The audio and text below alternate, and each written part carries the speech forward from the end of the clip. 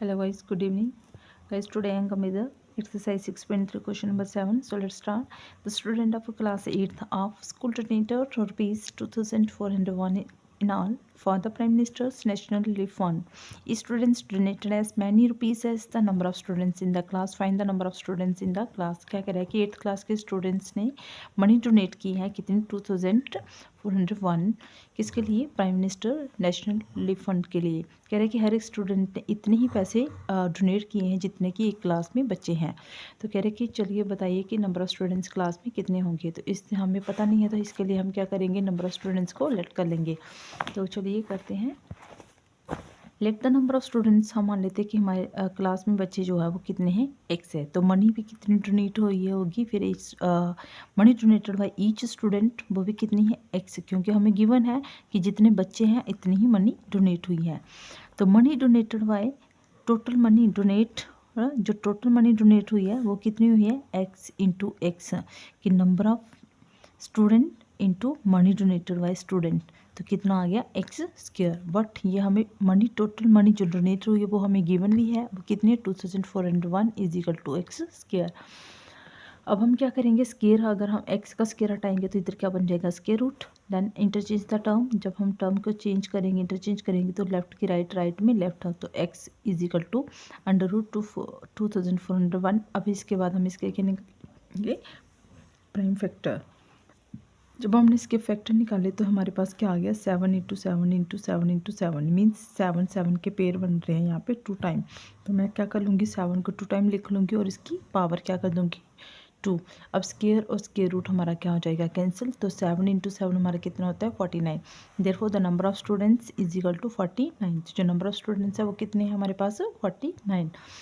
Now next question क्या कह रहा है, 2025 plants are to be planted in a garden in such a way that each rows contain as many plants in the number of rows. Find the number of rows and find number of plants in each row.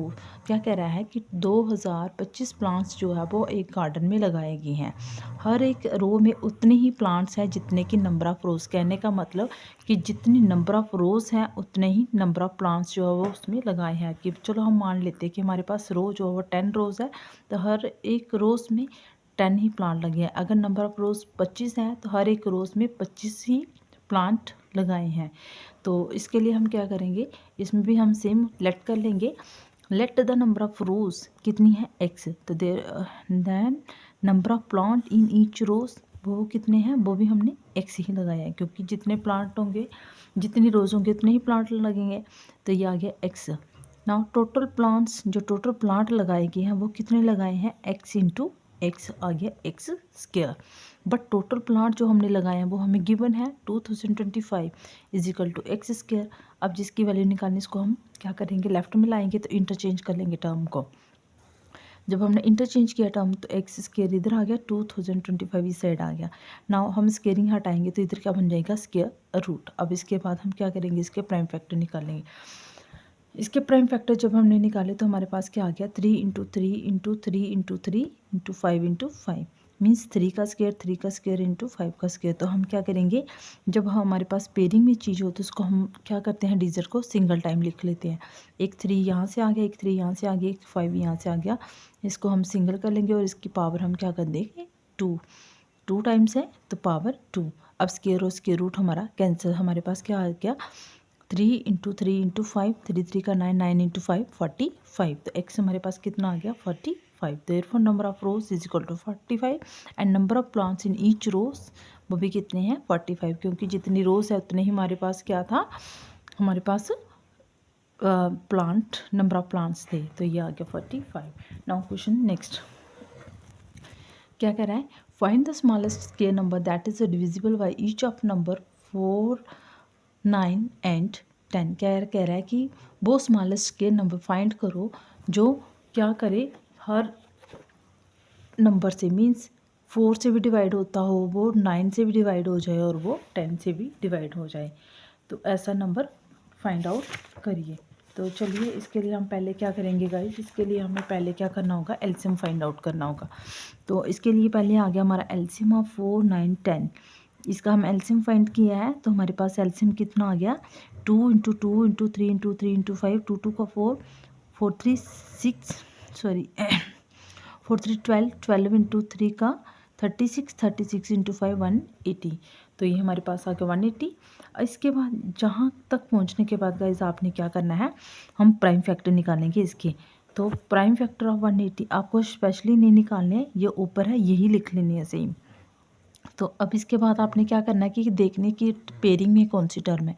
अब 2 2 भी जो है ये pair है, 3 into 3 भी pair में ही आ गया, और 5 जो है ये हमारा सिंगल है। तो हम क्या लिखेंगे, here 5 is not in pair, so we should multiply 180। जो ये 180 जो है वो हम अगर 1 और 5 से मल्टीप्लाई करें तो हमारे पास क्या आ जाएगा, परफेक्ट स्क्वायर नंबर। तो so we should multiply 180 by 5 to make it a perfect square, that is 180 into 5 is equal to हमारे पास कितना आ गया 900। therefore the required perfect square number is equal to 900। now next question, find the smallest number that is divisible by each of the number 8 15 and 20। तो ये भी question same ही है, यहाँ पर भी क्या कह रहा है कि वो स्मॉलेस्ट नंबर फाइंड आउट करो जो 8 से भी डिवाइड हो जाए, 15 से भी हो जाए और 20 से भी डिवाइड हो जाए। तो चलिए करते हैं, इसमें हम क्या करेंगे, पहले एलसीएम फाइंड आउट करेंगे। The LCM of 8 15 and 20 is equal to क्या आ गया हमारे पास, ये हमने एलसीएम निकाला हुआ है साइड पे। तो 2 इंटू 2 इंटू 2 इंटू 3 इंटू 5 कितना आ गया 2 2 4 4 2 8 8 3 का 24 24 इंटू 5 120। तो गाइस यहाँ तक पहुँचने के बाद हमने क्या करना, फिर हम इसके क्या देखेंगे प्राइम फैक्टर। तो प्राइम फैक्टर ऑफ 120 क्या आ जाएंगे, वही ऊपर वाले सेम उतारेंगे टर्म। अब हम देखेंगे पेयरिंग में कौन सी चीज़ है। यहाँ 2 इंटू 2 पेयर हो गया, अब 2 इंटू 3 इंटू 5 ये तीनों क्या आ गई, अब सिंगल सिंगल टर्म है, ये पेयरिंग में नहीं है। तो here 2 3 and 5 are not in pair, ये तीनों पेयर में नहीं है। So we should multiplied 120 by 2 into 3 into 5 to make it a perfect square. हमें क्या करना होगा, 120 को अगर हम इन तीनों से मल्टीप्लाई करें एक बार फिर से, तो हमारे पास क्या आ जाएगा, एक परफेक्ट स्क्वायर नंबर आ जाएगा। तो वहाँ that is 120 into 2 into 3 into 5, इन तीनों को सॉल्व करेंगे तो कितना आ जाएगा, 2 3 का 6 6 इंटू 5 30, 30 इंटू 120 का करोगे आप तो आ जाएगा 3600 means 3600। therefore the required perfect square number is equal to 3600। तो गाइस ये था क्वेश्चन एक्सरसाइज 6.3। तो इसी के साथ हमारी एक्सरसाइज कंप्लीट हुई। गाइस अगर आपको क्वेश्चन समझ आए हो तो प्लीज़ लाइक शेयर कमेंट तथा video. Thank you so much.